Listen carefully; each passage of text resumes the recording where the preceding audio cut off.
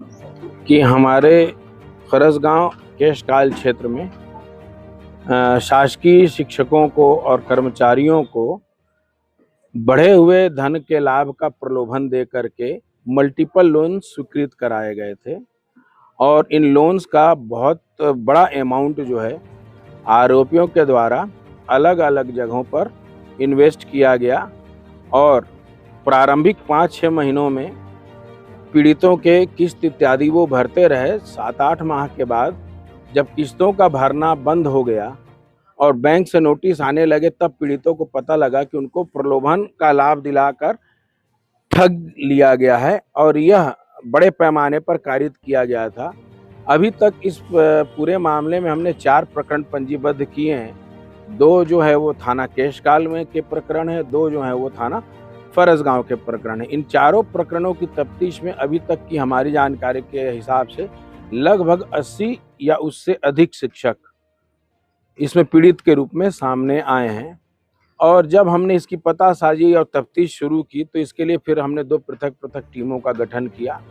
एक टीम का नेतृत्व एसडीओपी केशकाल अरुण नेताम और विकास बघेल कर रहे थे और दूसरी टीम अभिनव उपाध्याय और श्रीवास के नेतृत्व में काम कर रही थी। इन टीमों ने फिर अपनी एक कार्य योजना बनाई और कार्य योजना को उन्होंने क्रमशः बड़े अच्छे तरीके से फलीभूत किया, जिसका परिणाम आज हमारे सामने है। मल्टीपल बैंक्स इसमें इन्वॉल्व हुए हैं। HDFC, ICICI bank, SBI bank, Chhattisgarh ग्रामीण बैंक, इन बैंकों से पीड़ितों को लोन दिलाया गया है। लोन दिलाने के लिए जो प्रक्रिया थी उसमें इन्होंने एक लूप होल खोजा और उस लूप होल का हमारे आरोपियों ने बड़े अच्छे से फायदा उठाया है। किसी एक बैंक से जब हम लोन लेते हैं तो 6 से 7 दिन फ्लोट होने में लगता है, जो कि उनके सिविल स्कोर और अन्य ऑनलाइन ट्रांजैक्शंस में दिखता है। तो इन्होंने क्या किया कि ए बैंक से इन्होंने पहले दिन लोन दिलाया और उस लोन को दर्शित होने में चूंकि 5 से 6 दिन लगते हैं, तो उन्होंने दूसरे या तीसरे दिन बी बैंक से भी लोन दिला दिया। अब बी बैंक को यह तथ्य मालूम नहीं है कि उसने ए बैंक से लोन लिया हुआ है, क्योंकि वो 6वें या 7वें दिन फ्लोट होगा या स्क्रीनिंग करने पर दिखेगा। इस तरह से पीड़ितों को मल्टीपल लोन दिलाया गया। दूसरा, पीड़ितों के निवास स्थान और उनके पते भी कागजों में परिवर्तित कर दिए गए ताकि लोन और आसानी से मिले। हमने कई ऐसे आधार कार्ड रिकवर किए हैं जिसमें प्रार्थी जो है या पीड़ित जो है उसका मूल आधार कार्ड कोंडागांव से संबंधित है, लेकिन उस आधार कार्ड को कूटरचित करके, फोर्ज्ड करके उसको अंबिकापुर निवासी बता के वहां से भी लोन सैंक्शन कराया गया है।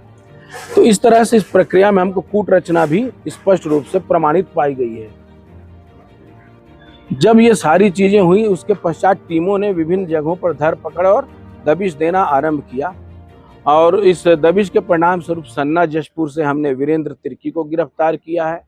जो टीम सरगुजा गई थी उसने सोनी को गिरफ्तार किया और इसी तरह से एक टीम हमारी सारंगगढ़ गई थी जिसने इस मामले में लोन एजेंट की मुख्य भूमिका निभा रहे जांगड़े जी को गिरफ्तार किया है। इसके अलावा एक अन्य प्रकरण में, इसी भांति के अन्य प्रकरण में निरुद्ध शिव शंकर की भी भूमिका हमने देखी कि हमारे केस में भी पाई गई। फलस्वरूप माननीय न्यायालय से हमने प्रोडक्शन वारंट हासिल किया और उसको भी अपने केस में मुलजिम बनाया है।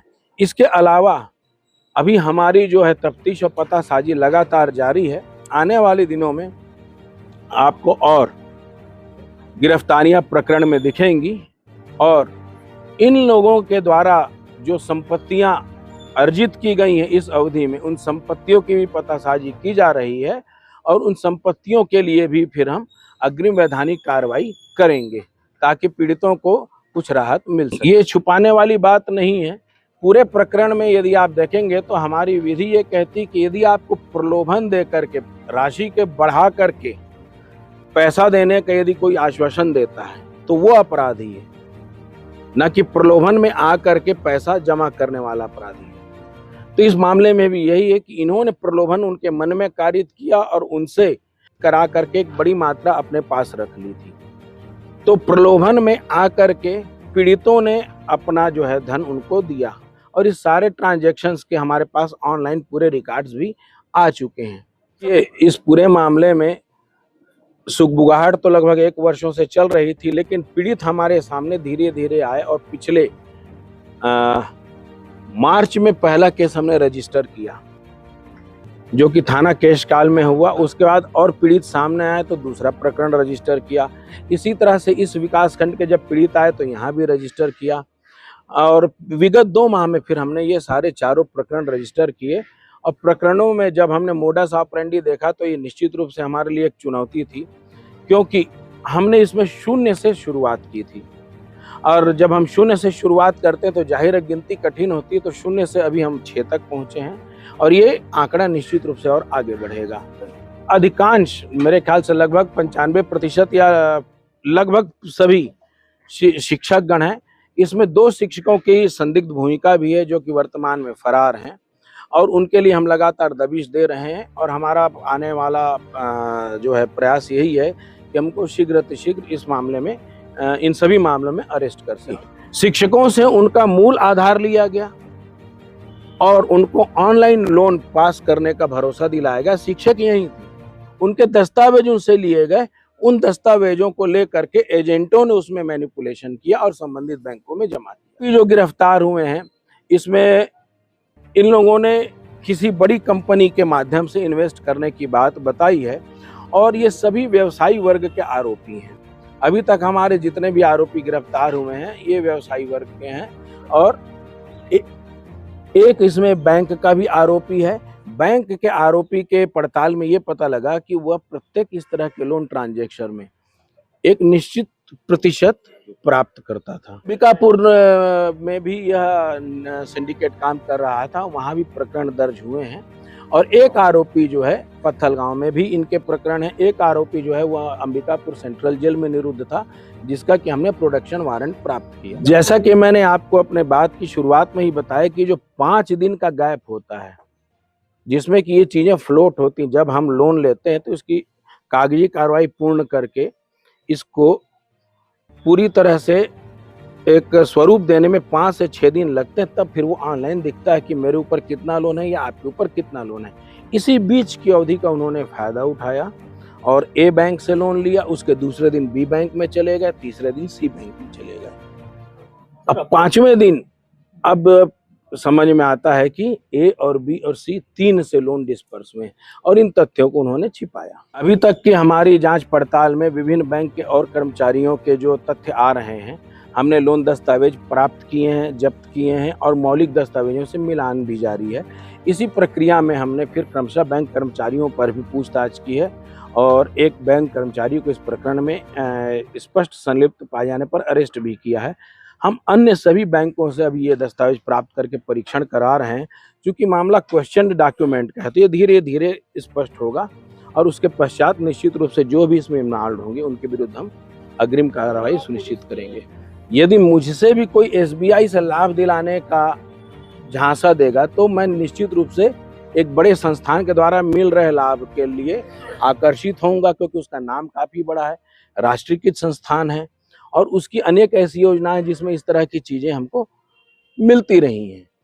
लेकिन इसके अलावे उन्होंने यह भी किया कि ये सारी प्रक्रिया हम कर रहे हैं, आपको घर बैठे एक अमुक बड़े संस्थान से ये चीज मिल रही है।